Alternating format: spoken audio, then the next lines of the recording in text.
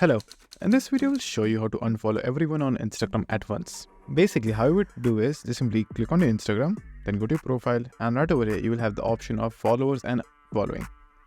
Now if you want to remove all the followings at once, so as of this moment there is no option that you can use to directly unfollow everyone. So the general process of unfollowing people is just simply clicking on following and then you will stop following them.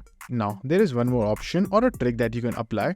So what you would do is click on your profile, then click on the three lines at the top right, then go to settings and privacy, then scroll down to the end, and right over here you will have the option of help. Click on this option, then just simply click on report a problem. Now just simply click on report problem. Now just simply click on don't include and continue.